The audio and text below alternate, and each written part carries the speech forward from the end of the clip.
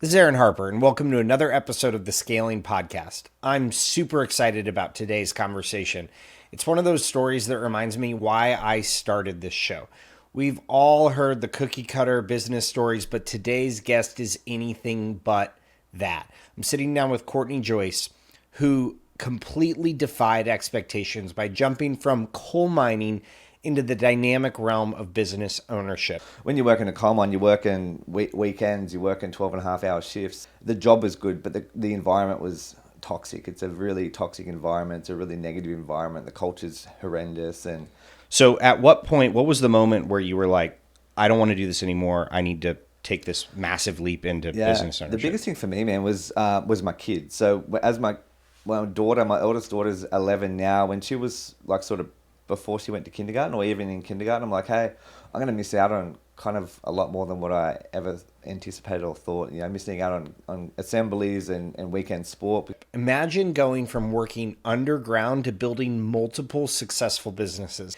He started with building a cleaning company that he built from scratch and eventually sold. And he's going to talk about that today. He's running a portfolio of businesses with virtual staffing, software. If you're an entrepreneur, aspiring business owner, or someone who just loves hearing great stories, you're definitely going to want to settle in and enjoy this episode with Courtney Joyce. Welcome to the Franchise Acquisition Podcast. Today we have Courtney Joyce all the way from across at least one or two ponds, Australia. So thank you for coming out. Courtney, welcome to the show. Thank you so much, Az. I appreciate it, man. It's amazing to be here. Yeah, so tell me, what brings you to the U.S.? I know it wasn't just for me. So it wasn't just for you, but Nashville was just for you. Yeah. So we definitely made a special trip to come over and visit you.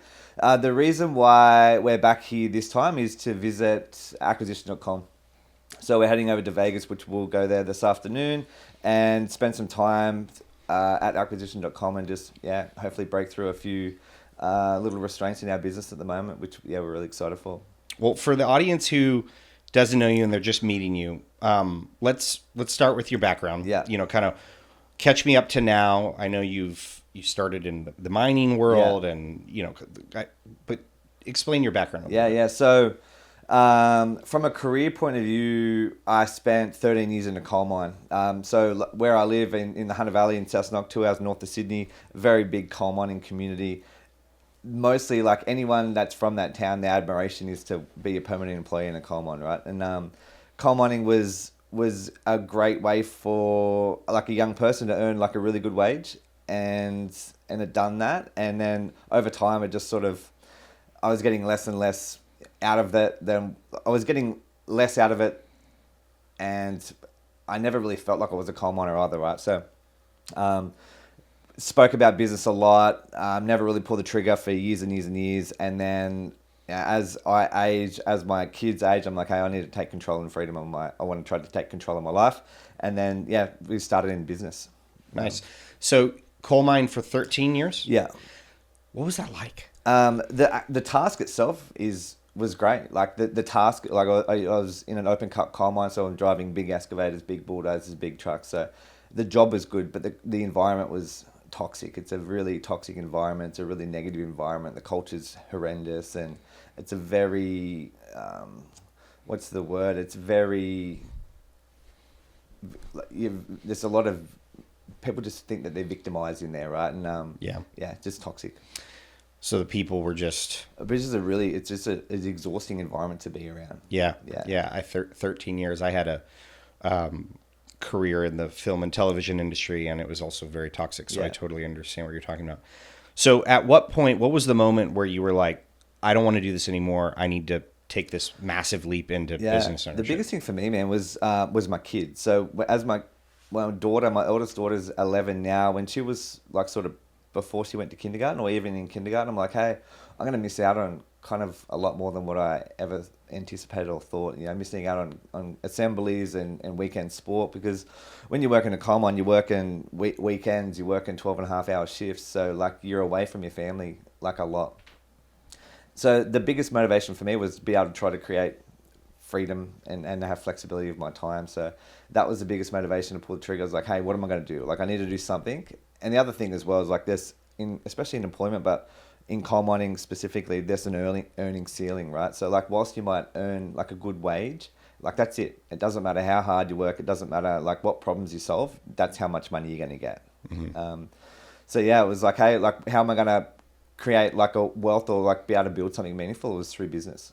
And tell me about your first business. What was it? What problem did you solve? Yeah, my first business was a cleaning business. And I actually think that like that was even how you and I started interacting and communicating was purely off the back of me having experience in that business, in that industry, right? Because there was something that you said that really caught my eye early. Because I think we've been talking for probably a bit over a year now, back and forth. And there was one thing that you said, and it was just about like how you were attracted to like non-sexy businesses. And that was a massive thing for me, right? Because what I realized was there was not many amazing operators would lean into them unsexy businesses. Not many people are running around to, their barbecues on the weekends and saying, hey, I have a cleaning business and this is what's happening. Like, people wanted the sexy businesses. I'm a digital marketer, or I'm a real estate investor, whatever it might be, right? They're sexy businesses. Cleaning isn't so much. So the thing that I loved about cleaning was that, first of all, there was a lot of amazing operators that wouldn't even go into that space. Secondly, the other thing as well that drew my attention to you was just the need for low skill labor. It's like, I just need someone with an amazing attitude, a willingness to work, and I can create a really positive environment for them to come and thrive in. So we live in a holiday destination area, a lot of holiday accommodation homes. I looked at buying a business and I was like, I need to just replace my income. So at that time I was earning 170 grand Aussie a year. So I was like, I need to replace that in doing something else. I didn't care what it was. I just needed to replace that money so I could go, okay, cool. I now have this there. I can step away from this comfortability of this wage. Looked at buying a cleaning business. I went down the rabbit hole of that, spoke to accountants. I'd never had experience in it. I didn't know what it was. I got emotional. I was like emotionally invested in the idea. I'm like, I'll just pay. They wanted 110 grand for it. And in my head, I'm like, if that's what I'm going to pay $110,000 and it's going to exit me from this, I'll do it. And my accountant's like, hey, I don't think this is the right thing to do. They had, a couple of accounts that were like made up a big chunk of that income. So I decided not to do that. And I was like, whilst I want to do this right now, like I don't need to rush into it. Let's just start it. So I started a business basically the same as the one that I was gonna buy, and then competed against them and outgrew them and owned that little space in our area. And all off the back of just trying to create amazing working environments for cleaners, right? Ultimately. So most of my staff were single mums, second income earners for the household, and I just wanted to create like a really positive environment to allow them to earn money. That's great. And was it residential, commercial, both? Yeah, so it was mostly short stay accommodation, so Airbnb. Yeah, so and the reason why I leaned into that, right, because I can come and clean your house and I can charge $150 a week, or I can clean a holiday accommodation house. I can sell their linen. I can clean it twice a week or 3 times a week during busy periods. It was very I had control over. If I have an arrangement with you to clean your house, I have to do it on a Wednesday morning because that's when your wife's at work and the kids are at daycare, whatever. With the accommodation, I have scope, I have a window of time and I can manage that around ourselves. So, right. A lot of how we scaled even in that, right, I was competing with a lot of mum and pop businesses. During the holiday periods, that's when we used to always blow up because no one else could scale. They had mum and pop and 1 or 2 cleaners, and then during their busy times they just couldn't even clean their houses that they had. So again, I just found amazing create a culture of attract amazing cleaners, and then I could say yes when the phone rang. What were the constraints of that business? The constraints were, one of the biggest challenges were just you're basically, we'll clean about 200 houses a week and scattered around a map. So it's not like a hotel where you can go and clean 200 houses and you forget a towel on level 14 so you can send someone up to replace a bath towel. One of the biggest challenges was you just spread out. So one of the massive constraints were trying to clean inside the windows of time during your check-in, check-out, and doing it with mostly staff that can work inside school hours. So that was definitely one of the constraints. The second constraint was, for half of the time that I had that business, I was still working full-time in a coal mine. So I'm working shift work. That was trying to grow that while I was managing a family and doing all the things. So that was another constraint as well, for sure. Okay. Yeah. And I know kind of during your 20s. What age are you during this time? So this is not long ago, dude. So I started that when I'm 38 now. So I would have been 34, 33. Oh, okay. Yeah, Wow. yeah. So you ran that for how long? And then 4 years. 4 years. So Yeah. you just recently sold that business? Yeah. So I founded it in 2019 and sold it 2 years ago. Wow. Yeah. Talk to me about what that process was like. Selling the business. Yeah. What size was the business? Yes. How much did you? Yeah, so whatever you're we're willing doing, to share. Yeah. So when I sold the business, we were doing about 2 million in rev, and a net profit of about 200 grand a year. Okay. When I sold, I wasn't really sort of super active in it. I was mostly spending Virtual Spotter, which is the other business that I have with my brother, and the whole play it was a good cash revenue business for like how much energy I put into it. However, there was a massive opportunity cost from the energy that I was still spending in there. So I never imagined I would be able to sell it. I never imagined it would be worth anything. And then when it was at the point, I was like, hey, this business is holding me back from all the other things. Like that had become my new coal mine in a way. Mm-hmm. And I was like, what are my options? Spoke to my accountant. He's like, dude, like people will buy these types of businesses for 2.5 times net earnings. So I'm like, maybe that's the thing. I ended up selling that business to the lady that was running it for me. So like the general manager of that business, she could see the value. She had the relationship with the customers. So like it was a simple transaction from my end. And then we went into a deal that was like cash up front and then vendor finance over 3 years. So I started that business with $3,500 and then sold that for $500,000. Oh, that's great. And yeah, so I think it was 180 up front, and then the rest is vended over the next 3 years. So Okay. On a monthly monthly reinstallment. And you've started other businesses since then, and I think you've acquired and started. Tell me the rest. Yeah. So the back of the there's probably a key point in the back of that Hun Valley housekeeping, that business that I had, right? So when I was still working in a coal mine, the whole back end was ran by virtual assistants. Like that was the secret weapon that I had that could scale and give me scope to be able to talk to more customers, serves, and interact with the staff while I still worked in a coal mine. So in the back of that, we had I had 2 full-time virtual assistants in the Philippines. I trained in all the processes. At that stage, my brother had a gym in Cessnock. He worked in a coal mine as well. Back end of that was ran by virtual assistants. I'm like, hey, these guys are superheroes.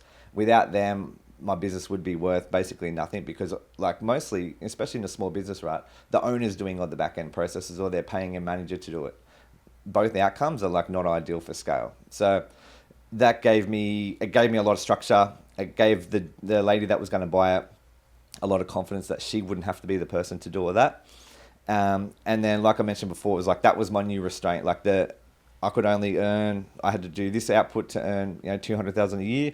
For me to go and like, I couldn't see the enterprise value in me trying to grow that into different areas or territories. It's like we had another opportunity inside with virtual assistants, especially in the health and wellness space, to be able to take what we'd built off the back of this and then share it with other businesses to help them scale. So that was Virtual Spotter. Virtual Spotter was founded in 2020. And in the very beginning of that business, it was kind of like we would serve anyone that could, anyone that had a small business and had element of admin. More recently, we niched down and sort of lent right into the health and wellness space for a few reasons. A lot of them is like the health and wellness operators aren't typically the most switched on business owners in the way. Like they love health and fitness. So like we wanted to come in and help give them systems operation, like know-how in the back end and cost-effective labor to be able to help scale them. So they're not doing the admin late at night or early in the morning, or they're not paying a manager to do so. So that's Virtual Spotter. Since then as well, we started getting some attention from enterprises. It's like, hey, like you guys are helping reduce operating expenses for a lot of our franchisees. What are you doing? Let's have a look. Let's have a chat. And at that time, man, it was like very early. So like we're basically running the business off Google spreadsheets, right? And they're like, hey, we love what you're doing, but like we can't sort of get behind this at a franchisor level. Like, there needs to be more. So got off that call, engaged a software developer, and then started building what we sort of envisioned to be a really professional platform to be able to give enterprise the ability to communicate tasks to their network and systemize the back end of health and wellness businesses in a really professional way. There's that's Cloud Tasker, that software platform. There's Fitforms is another software platform that helps manage members. So aggregating membership information, so pausing, cancelling, refer a friend, waiver forms. It's kind of like Google Form, Jotform, Linktree, sort of all in one.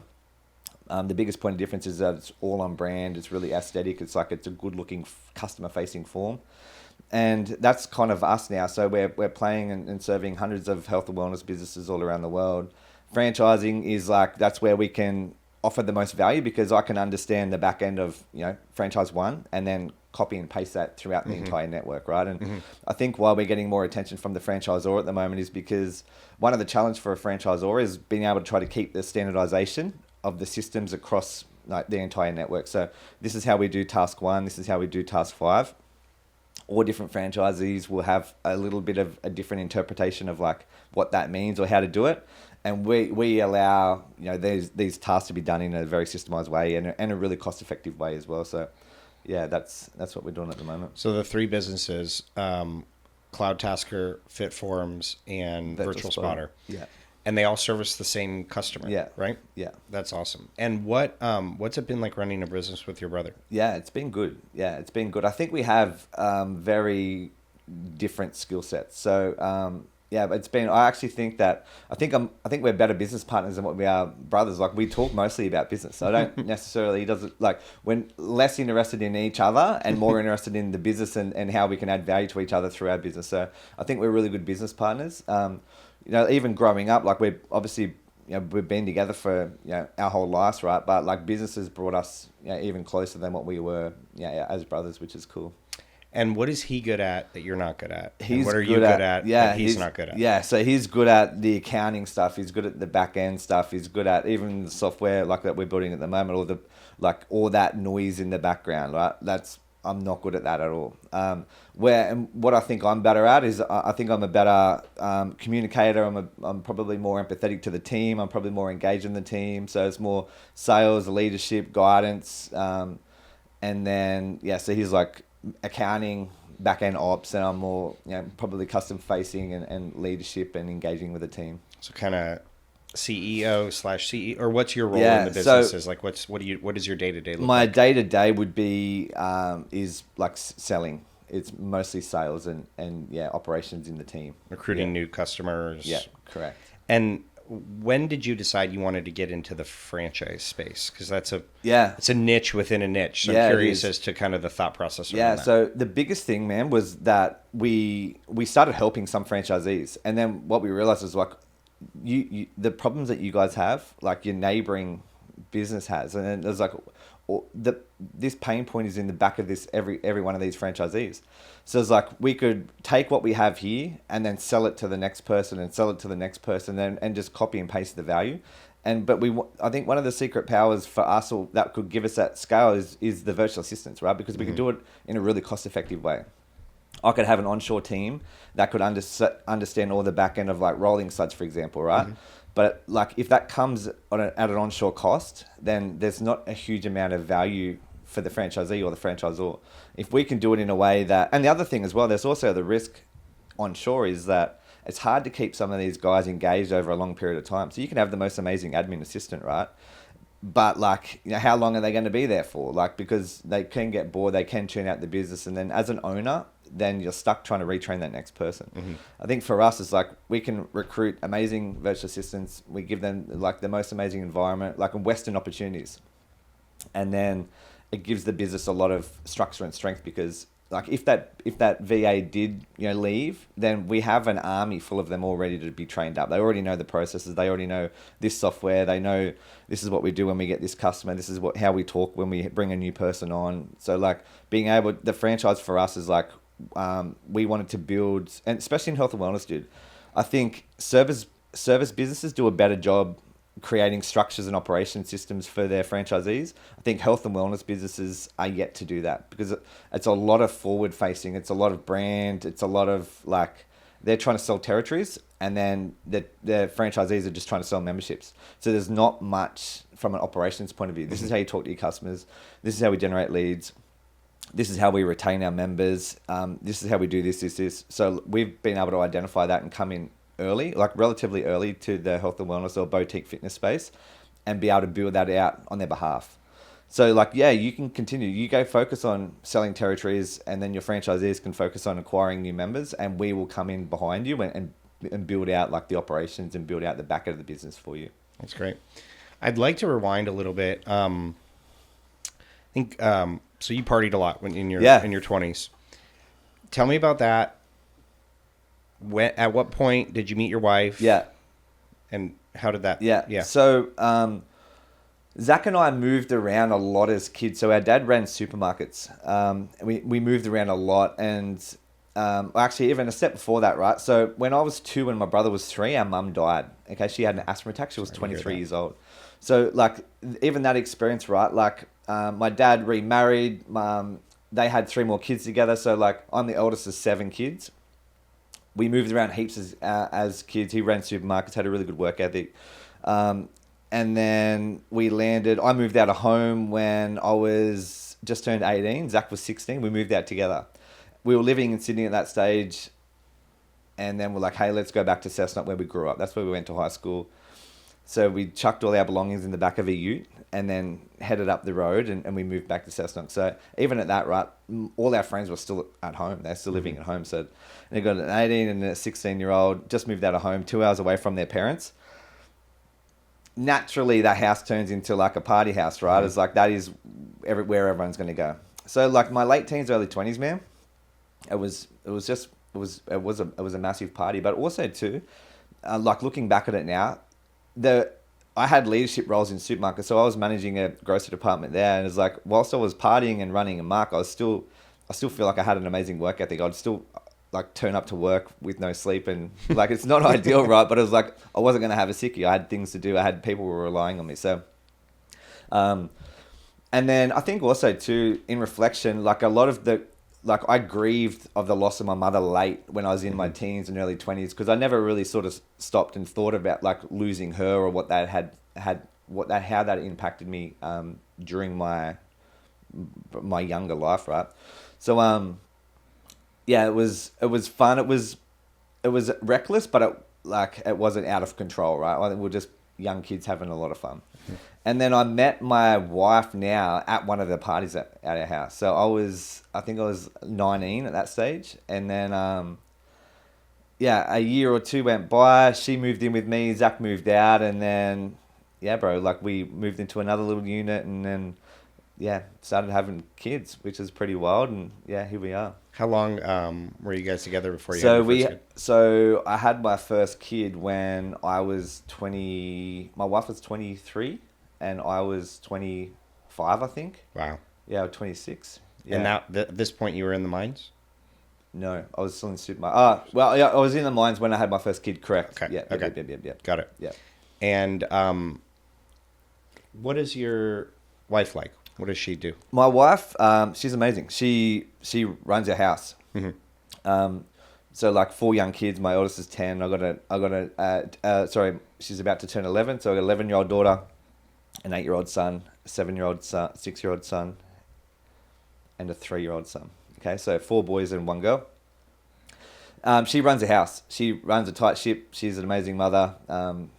She hasn't worked since we made a decision earlier. I was like, I want you at home. I want you to run a house. I want you to build the structure in here and be there for our children. So I think at times it's definitely, like financially even, right? It's tricky to do that, but it's definitely been an amazing decision for us. It's the same at my house. My wife and I sat down before, it was actually one of the first dates we had. I was like, all right, you just graduated with your doctorate. Someone gives you 6 figures a year. You can do anything you want. What is it? Right? Yeah. Like, because I'm like, that's the way I think. And she goes,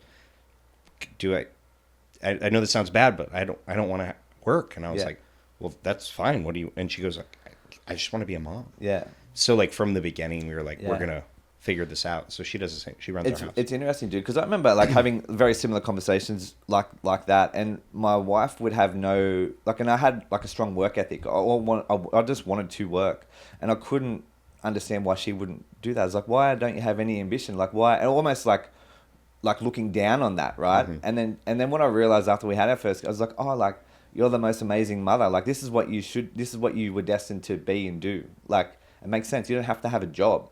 You go get a job for $25 an hour working at a doctor's surgery. That's what she was doing.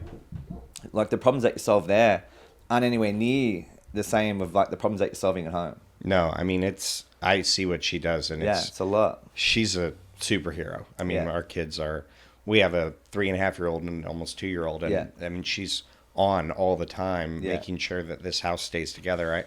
I joke, I say I just work here. Yeah. And the thing is as well that it gets unnoticed and unrecognized is like she allows, or like just use both of our wives for, like they allow us to do the things that we do, right? So like it is, there's a massive value add for even us personally, because you're like, hey, I don't need to worry about that. You take care of it, and I can do all these things. And there's not an amount of money that I could pay someone to do what our wives do. I mean, it's crazy. Yeah.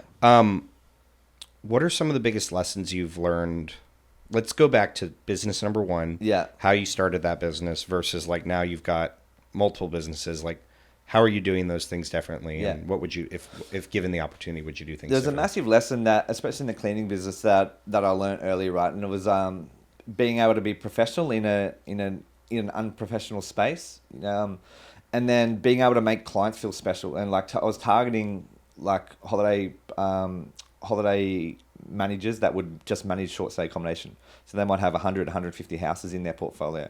So I would like design up brochures, man, like an A4 brochure, glossy, had their logo on the front, my logo on the front. It was just like basically like a representation of my website. What are my values? This is what we do. This is what you don't have to do. And I would take them out for lunch. Well, even before I'd done that, man, I took 2 of them out for lunch. I said, hey, I don't have a business right now, but this is what I'm thinking about doing. Like, what would you want in a cleaning provider?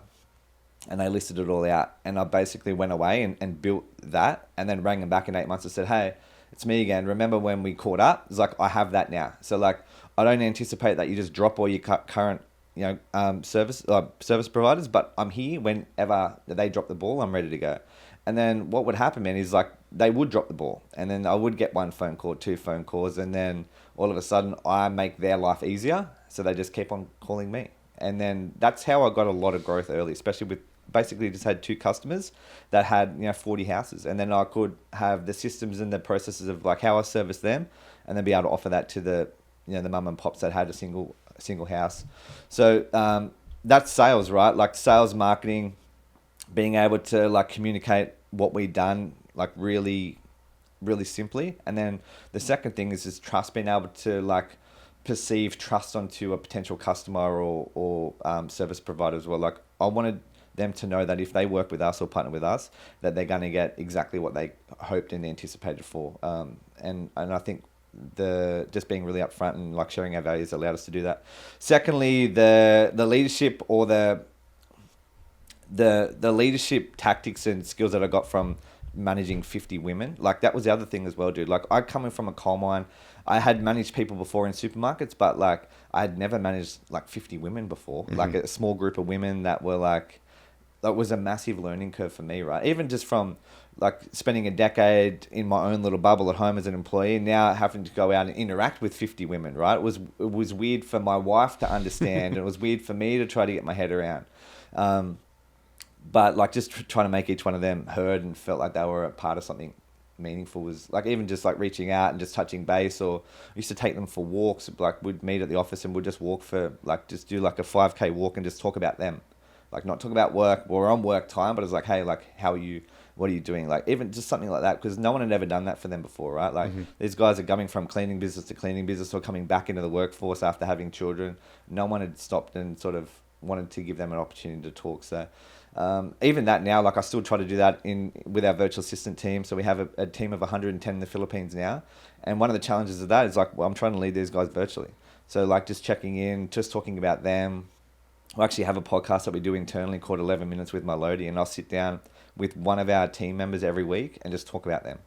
And it gives them a platform to communicate their values, who they are. It makes them feel a little bit special. They're sitting down with me, and it's like an intimate conversation.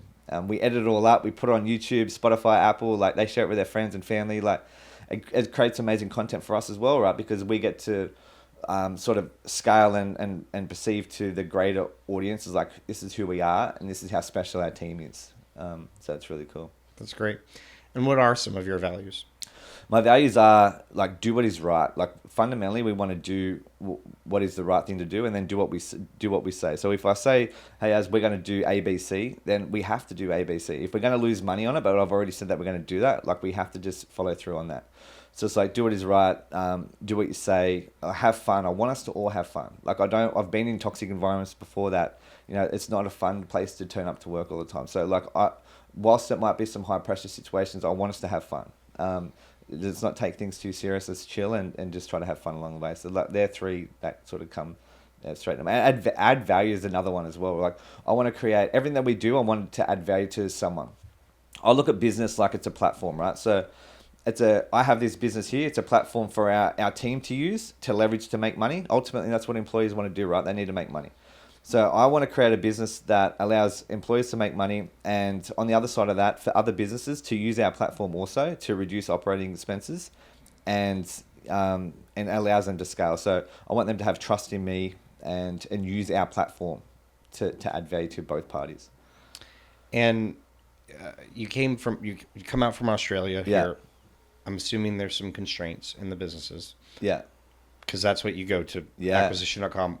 What are some of the constraints? Biggest constraint right now for us is, and it's something that we're getting more aware of as we get along, business. But it's like the focus for me is huge. Like even like I have, the business that we have now, whilst they serve the same customer, like they're marketed a little bit differently, right? Like you're talking a little bit differently, and like there's energy involved in that. And I remember like Alex, to use Alex as an example, like when he had the Prestige Labs, a supplement company, right? So he sold that for $40 million. Most people would look at the outside and go, that was a very successful exit.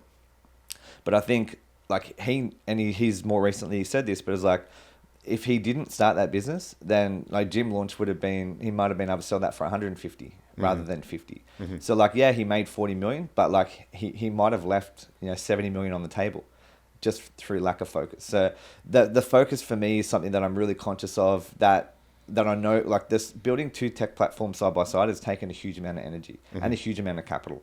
So like this, it's tricky. That one of the restraints right now is managing energy, managing cash flow, and being able to leverage our audience and sell our services or products into the same audience without like just being completely scattered. And managing your personal energy. Yeah, correct. And figuring out where to allocate time. Yeah. I mean, he's talked about that. I know, like, he had these three businesses. He was the CEO of all three businesses. And so what gives you energy? There's some things that give me energy, but there's also some things that I don't do that give me energy. Like we sort of spoke on it before we started rolling, but it's like not drinking alcohol, right? Mm-hmm. That gives me energy. I like to run, I like to move, I like to like that gives me a huge amount of energy. I like to interact with people. Like when I can have conversations, even like this one, right? Like I get an energy from it. Like it's, so I want to continue to feel good. When I feel good, I can operate at a high level. Mm-hmm.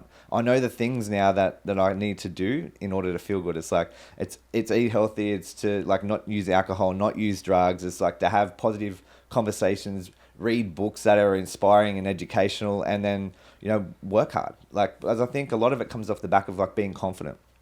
If you can feel good, then that carries over into confidence. When you're confident, it can attract other people that are similar to that, or maybe they want some of that, and you get to operate on that high frequency. So yeah, I think the feeling, or like just being in a really clear point of view is huge. And in business, right, there's sales, there's marketing, there's operations, there's legal, there's finance. But like in a perfect world, you paint your perfect picture. Like, what is it that you're doing every day in business that moves the needle and also that you enjoy? I don't know if you follow Dan Martell, but he wrote a book called Buy Back Your Time. Yeah. And he talks about basically the buyback principle is don't hire to grow your business, hire to buy back your time, because if you have more time, then the business will grow and basically build a life that you don't ever have to retire from. And so as you think through like scaling these businesses and really scaling your life, like what are those things that if you could do every single day, you'd never have to retire? Yeah, I think like instantly I would say like sales and leadership of my team, right? But also too, I can understand, as I say it, I understand that like I can only sell so much. Mm-hmm. Right? I can only, so like the in order for me to really do that, I need to bring other guys that can, communicate with our target audience or customers the same way I do. So I need people to sell how I sell in order to scale me to then lead and mentor their team, right? So like, it's definitely a restraint right now. I'm the one that's selling everything. Okay. I need to find other people, and like my time might be best spent. Hey, like, let's not sell another thing for 2 months, right? And let's bring you guys in, or bring 1 or 2 people in, and then just spend all my time, or any time that I was going to spend on sales is now with you guys, like leading and communicating. Like, that's ultimately a better utilization of my time. There's that feeling, right? It's like when you first send your first invoice as a business owner, or when you first hire your first employee, like, there's that certain feeling. You're like, wow, this is mad. I remember being on the beach when I had the cleaning business, and I think I had 3 staff at that stage. I was laying on the beach I only had a daughter as well then. And I was getting messages I had like 3 cleaners out working when I was on the beach. I'm like, wow, this is a really cool feeling. Like, I'm here with my family and I'm earning money, like, doing this. It's like, maybe I can be the person that does this. And I got a lot of confidence from that, right? And even when I sold the business, I'm like, oh wow, I'm the guy. I think I could be the guy that can like sell the business and like use this money and then compound it into the next thing, and then be that person. Like, it just gave me a lot of confidence to be able to, like, maybe I'm the guy. Like, maybe I can do this as well. And that is one of the scariest things I've done in business is step down from the sales and train a sales team. Because, I mean, my background is in sales. Like, that's what I was doing. And we were selling franchises and we were doing that. And in my mind, there was no one better than me. Yeah. Right. And what I realized as we reached a certain size, that if I didn't train and build a sales team, this business, like, I'm the constraint. Yeah. And that's hard for an entrepreneur to be like, oh, I'm the constraint. Like, what do we need to do? And but then you build a sales team and you take a dip in revenue, right? Because they got to get their pipeline built. And you're it's a hope and a prayer that the systems that you've built that are going to be sellable to someone else. And what was the feeling like, but when that that person that you trained or mentored, like, did get their first sale? It's like, wow, like, it was mind blowing. Well, what I realized in that process is that I understand why so many business owners do not scale past a founder-led sales team. Because of the risk associated with it. Because I know that if I'm on the phone talking to people, like, revenue will come into the business. That does not mean, though, that that's the highest and best use of my time. Because also, like, I'd work from 7:30 to 6 at night selling. And then early in the morning, and after the kids go to bed at night, I was running the business. And I was getting burnt out, and I was like, wait, like, this isn't why I started a business. And so when that first wire hit and that amazing first franchisee signed up with the sales team, I was like, okay, But no, I'm excited for you. That's it'll be great.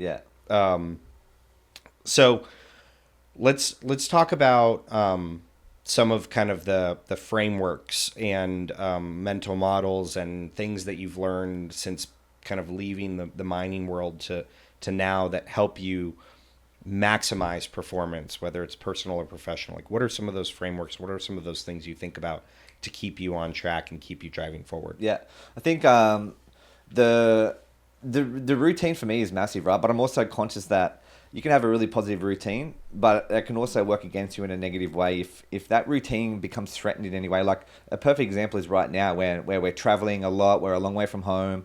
I'm on a completely different time zone than my family, than my team. We're in planes, we're in motels. Like, my routine is under threat right now, right? And then, so it's like, I know that I can do A, B, C, and I can feel amazing and operate on that amazing feeling for the rest of the day. But if I can only do A, I still need to perform. Like, people rely on me, right? So it's about like identifying for me, like, a really cool morning routine or whatever the things that I do. But like, when they don't go to plan, like, you still need to operate at that same high level. So that's something that I'm still trying to get used to. But like, reading, educating, having opinions, I think, like, even just having opinions towards, it could be anything. It doesn't necessarily have to be about business. It could be around whatever, philosophy, whatever. But it's like, I think that so long as we're still, I remember having a time, I was like, oh, haven't really like, I don't really have any sort of new strong opinions towards anything. And what I realized is like I hadn't been reading or learning. So I think that by educating, reading, learning, and like bringing new information allows you to be able to consume that and then have opinions towards ABC. You might have a certain opinion towards a leadership structure that I might disagree with, and then we go, hey, what about this as? And we can have like a really positive, conversation around this thing, and it's purely off the back of just me reading this leader and you reading that leader, and then we come in and we mash something like really cool together. So I think the more we can learn, the more opinions we can have towards things and apply them to the business. So for me, it's about just trying to create structure and some of the positive things that I get as well from education, I want to try to give to my team. So all our guys are in the Philippines. They don't have a lot of the same opportunities that I have, right? But they're very grateful, and it brings me a huge amount of pride to be able to like even just share some of my learnings or the things that help me through health and wellness. Even like we done a burpee challenge recently, dude. It was in September. We had two teams, a red team and a red team and a blue team. And this obviously has nothing to do with business, right? But it's like, I know how amazing like this makes me feel, and I want to try to help inspire you guys. We had a red team and a blue team. And the idea was that we'd do as many burpees as we could as a team. And there was like 40 people that contributed to this. And over that month, dude, like as a team, we done like 40,000 burpees or something. Like it was bananas, bro. And like the guys, like what they got out of it, like some of these guys had never done anything like that before, right? So like they're inspired and they're continuing, or like they're trying to be better versions of themselves as well. And like for me, like that makes me incredibly happy.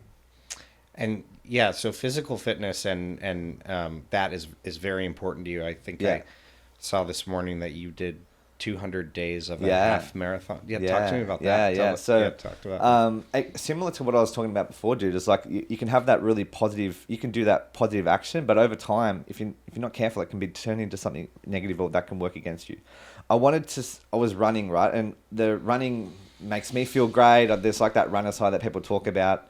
And I wanted to do 7 days of consecutive half marathons. I thought that would be like quite challenging and meaningful. And when I'd done that, I was like, wow, that was pretty cool. I'd done that. I was like, I wonder if I can do 21. And then I've done 21 and then done 30, 40, 50. I'm like, wow, like could I get to 100? I wonder if I can get to 100. And then I got to 100. And it kind of just like spiraled out of control. I was just I was running half marathon every day. I was leaving at like before 3 a.m. or 4 a.m. too, bro, right? Yeah, that's wild. Yeah. So like I would typically be finished before 6 a.m. so we could have we have a warm breakfast as a family before school and work, and like I wanted to be home for that. And so like that was I started doing that because it was a very positive thing to do. It made me feel incredible. I acquired like what I call like a high frequency, and I got to use that to operate over the course of the day. I could make decisions off it. I could lead, I could sell, I could like solve problems using that energy that I had. But over time, it was like wearing me down, right? Because you're spending a huge amount of energy, early in the morning, and then you're not your optimum. You're getting tired in the afternoon, and you're napping in the afternoon. It's like you're not running your business right now. It's like, yeah, great, you ran half a marathon, but who cares? Like, no, it's not driving the business forward, right? Yeah. And then I ended up with a shin splint, like a stress fracture in my tibia on like day 194, and I wanted to get to day 200, and there was a lot of ego in this as well at this stage, because I just wanted to continue running half marathons, even at the cost of my health and like business at that stage as well, because like I was running myself down. I crawled to 200, then I'd done another 2 days, and then I had to break. I'm like, how am I going to break this? I didn't want to just stop. So I started, and I couldn't walk. And so I started rowing, like the indoor rowers. Yeah. So I started rowing half marathons, and I rowed 54 days of half marathons. But again, there was still ego in that, man. I still wanted the half marathons. So whilst I wasn't doing the same modality, I was still having a negative window, even that. So it's like, there's an opportunity cost in that. If I'm going to run for 2 hours every morning, it's like, what does that look like if I run for 1 hour and work on my business for 1 hour, or run for 1 hour and spend 1 hour with my wife? So like there's arguments to say that would be a higher yielding use of my time. So I had to break that, and then I stopped like 256 all up consecutive running and rowing, and then I just needed to try to create like a more healthier a more healthier little routine, and I just sort of run. I can get the same feeling that I had, man, by running 5K or 10K. So like I don't need to spend all that time doing that thing in order for me to get the frequency that I'm after. So it was an amazing experience. I got a huge amount of confidence from that. Like I know that I could do that. I know that I could dig deep and go, hey, and do something that is really hard to perceive or to understand, like what that took to do that much work over that course of time. That was Christmases. That was like, so even that, bro, is like when you have a young family, Christmas morning, right, is like, it's world class. But like in order for me to get my half marathon done that day, I would like leave at 12:01 a.m. So it's like I would wait for the clock to tick over to that day. Yeah. I'd get it done, and then I'd go home and then shower, go to bed in order for me to get up when my kids get up at 5 a.m., right? And then just be present with them. But I got a lot of confidence out of it. What do you think was driving you to do 256 days of half marathons? Like what triggered in your brain where you're like, I got to do that? I think, I actually think I know exactly what it was, dude. And it was similar to why I stopped drinking as well, because I wanted to be able to walk into a room. And again, this is likely a little bit of ego in this, right? But I wanted to walk into a room and know that I would do more than anyone else here. It's like, I know that I would, like, I would go darker. I would go deeper. I would do what you guys won't do. And running half marathons was a good way for me to like understand, like, hey, I would do the work. Same as drinking. I remember I read David Goggins' book probably about 7 or 8 years ago. And there was a part in that book, and it was like, be uncommon amongst uncommon people. And I was in a coma when I read that book, and I didn't understand what that meant, really. Like, I could understand, like, the words, but I was like, what is it? It didn't mean anything to me. But what I realized was I was only ever surrounded by common people. So at the very best, I could be uncommon amongst common people, right? And then we're a part of a business networking group in Sydney that I was not exposed to these people before, right? I'm a coal miner. I'm now hanging around guys that running private equity companies and big businesses and small businesses as well, but just business owners. And we were at a meeting and they were all drinking. And I was drinking with them. And then I looked around the room. I'm like, oh, wow, all these guys are uncommon to me. And I was like, and they're all drinking alcohol. So I was like, I have an opportunity here to be uncommon amongst uncommon people, and I will be the only person not to drink. And that was my last beer then. So that was like a bit over 3 years ago now. So it was like, I was presented with an opportunity to be uncommon amongst uncommon people. And I was like, here we go. Like, this is it. And again, like my life exponentially improved after making the decision not to use alcohol anymore.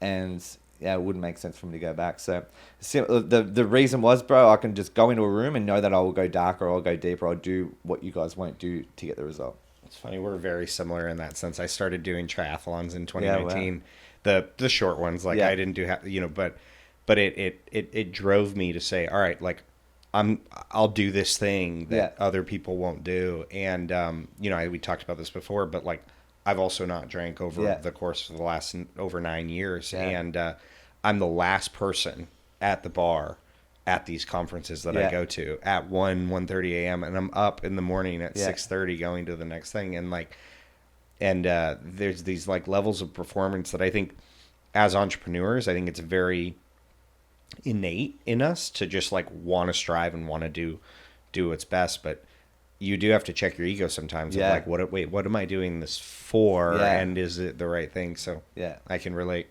What drives you? The thing that drives me is my biggest driver, I think, is being able to have control and freedom on my time. Like, that's something that I want to protect. It's something that I'm very grateful for. It's something like even just being here with you and being in America, like for a work trip, is something that I didn't think was attainable or achievable for me, right? So my biggest driver is being able to create flexibility and freedom on my time, being able to spend more time with my family, being able to sort of be an example for them guys. It's a massive driver for me. Being able to create opportunities for our team in the Philippines is, like, as we go along, like, I didn't realize the impact that we're having on these guys, right? And now that I am aware of it, like, I want to do more of that. Like, I want to help more of these guys because I just know how, not only are they beautiful people, but they're extremely hardworking and even more intelligent. So, like, being able to find more opportunities for these guys. And the cool thing about our business, man, is like, not only do we be able to create Western opportunities for these guys in the Philippines, but we get to like help small business all around the world. So we can bring in virtual assistants that are trained and operated in the back end of your business and then reduce your OPEX and give you huge scale. Like, it makes me really happy to be able to do that on both sides. That's great. Entrepreneurs usually have really, really, really big dreams, right? Yeah. And I've read a lot of books where it's like you almost have to come up with like a personal mission statement, because you're going to keep building businesses. Like if you're in, you're just going to keep building businesses. And for me, like I had to create a personal mission statement, or I had to create kind of a 10 to 20 year perfect timeline. Have you done that? And if so, what does that look Personally, like for you? or from a Just business? yeah, just in general, like 10 to 20 years from now, yeah. paint your life perfectly. What does it look like? 10 to 20 years from now, my big overarching one from a business point of view is that I want to help 10,000 small business, like reduce operating expenses. I want to partner with 10,000 small business. And off the back of that, I'll be able to create 5,000 opportunities for Filipinos. So wow. I want a team of 5,000 that will then partner with 10,000 small business, health and wellness businesses or other businesses all around the world. That's my overarching one from a business point of view. I think personally, like I look at, like I'm 38 now, in 10 years time or 20 years time, my eldest daughter will be, 21 and then 31. So for me, I want to set an example for them guys to like understand that, like if they can learn a little bit earlier than what I learned about, like if you can apply effort and action towards, tasks, then you can achieve amazing things. So like, I want to inspire them guys to be able to maybe bite the bullet a little bit sooner than what I did, and let them know that they can, do powerful things. So set an example for your kids. Yeah, for sure, man. Yeah. That's great. In the recent, I think maybe last year and a half that we've been connected, content has become more and more important to you. And I think you've met Alex Hormozi before, briefly at a GymCon? Yeah. Can you talk to me and the audience about why that is and why you think it's important? The biggest thing for me is I think it's a way that we can scale trust. It's a way that we can give these guys an insight that our team are real people. And like who they are and what they do. I think for me, it's been able to try to professionalize our service or offering, because we're a little bit unique in the way that like it's not just a typical virtual assistant agency. It's not like, hey, there's cheap labor or the best with it, right? Like where there's a huge amount of effort and work up front for us to recruit, filter, train, mentor, guide, and then partner. So like I want to try to scale that. I want to try to give people an insight in what that looks like and then who I am as a person, where my values lie. Because if I look at some of the things that I buy or the people that I'm drawn to, it's the people that I feel connected to. It's not so much the person with the best service or the best product. It's like, hey, do I like that person? Do I share the same values? Or do I not share the same values, but I understand their point of view? Do I respect them? I think content for me is a way, it's two things. It's a way for me to scale trust and my values and who I am as a person. And secondly, it's a way that we can timestamp here we are today. On the 2nd of November, 2024, we're here right now. And like this time in 12 months, we will, all goes well, be a lot further down the road than what we are right now. But we can look back at this and go, hey, remember, that first podcast that you done? That was kind of wild. We've done, 300 since then or whatever it might be. So that's the second part of it. And that's why I do a lot of things with, like I bring my kids into that as well, right? Because I'm very aware and understand that these guys are young for a very small window of time. I want to be able to look back at these videos and these funny things that we do as a family and go, hey, remember that? Like that was pretty wild. I love those videos. I was looking at them this morning with you and your kids. And your son, you're like, what do you want to be when you grow up? And your son's like, franchising. Yeah. Like, yes, he gets it. Yeah. And I think for me as well is like the more reps I do, the more I bring them into it, the more normal it is for me, the more normal it is for them. Like it's like, I just want to be able to scale and timestamp. What keeps you up at night? Right now, cash flow probably. Yeah. So like we're spending a lot of money, man, on software, and like it's just a balancing act to try to continue to have, from a cash flow point of view, like all our money is going back into software. So like there's less, for me personally, there's less income, right? But I'm very confident that we solve a massive problem that exists in the space, and that we will be rewarded for that over time. So right now, it's just about balancing income and cash flows. Like we need to continue to spend on the business, but like not at the cost of because when you talk about feelings or like operating, like no one can operate. Well, I'll speak for myself. I can't operate at a really high level if I'm worried about this, utility bill that's coming in or the car registration, right? Like I want to have my basic needs met and just be able to focus all my attention on the business and my family. So the biggest thing right now, I can see the light at the end of the tunnel, but it's it's increasing income. So you're going to acquisition.com today. Yeah. It starts tomorrow and you're Yeah. doing the 2-day. So describe the perfect outcome. You go there, you figure out the constraint 2, 3, 4 months from now. It sounds like higher cash flow. Yeah. What are the other outcomes that you would hope to Yeah, get to? I think what we touched on before is like scaling or understanding a lot of it. Like we haven't been here before, right? Like, and that's a part of the fun in business is like we're trying to figure this out as we go along. But I feel like we're at that level now, and we can't beat the boss on this level. We can die and go back to level 1 and play that game with our eyes closed. So it's like trying to understand if I can get some insight or structure or even just confidence. I might go, guys, what are you worried about this thing for? Like the worst that could happen in you scaling your sales team is that they miss a couple of deals. Like, is that the worst thing ever? And it's like, no.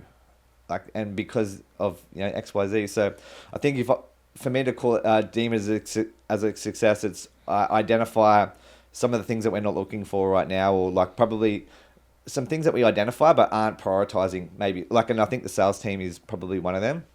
We identify that there's no scaling there, but it's not something that we're trying to solve right now. It's like maybe that needs to be like all our attention right now needs to be in trying to solve this problem, because it gets me out of that and then gets me into the next stage. So Yeah, I'll share my experience. Just when we went, Chase actually came with me. He was here when I brought my brand president as well, and we did the 2-day thing.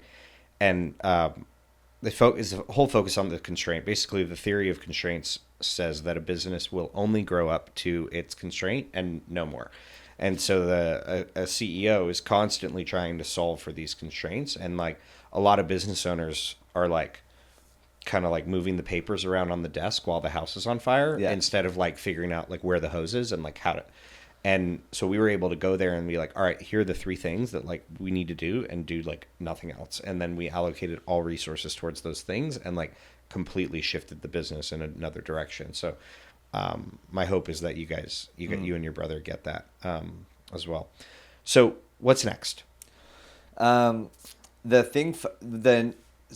software, we've got some really exciting pilots at the moment with the biggest franchises in the world. So it's like get them over the line. And even from a point of view, right, like we're in an amazing position that like not a lot of tech businesses find themselves in, that they can have a partnership before like it goes fully live, and then have 500 to 1,000 users overnight. So like that's the real position that we're in right now. Getting these. We just brought on like a team leader or a CTO, which is we're really excited about. Again, a massive holding our breath moment, because we're paying this guy more money than what we could ever imagine paying someone, right? But I think that that is a part of the next level that we're playing at, right? And just being able to be familiar with some of these salaries, working and leading with some of these guys that can help us solve big problems. So it's selling software into the biggest fitness franchises in the world, and then continuing to sell our virtual assistant services off the back of that. There's no next thing next. It's the current thing that we're doing for longer days. Great. Awesome. Yeah. Well, if people want to find you, where can they find you? Jump on. I'm pretty active on Instagram. I think it's _Courtney_Joyce. LinkedIn is also something that I'm trying to spend more time with. And email courtney@virtualspotter.com.au. Awesome. Courtney, thanks for coming and I hanging out with me brother. today. It's been a lot of fun. Yep. Thanks, dude. Thanks. Thanks, Brosy. That was awesome. Is that good? Yeah. Good fly, boys. Cheers, bro. Yeah, that was awesome. Yeah. Is that good? Yeah, bro. It was All right, mad. cool. It was mad.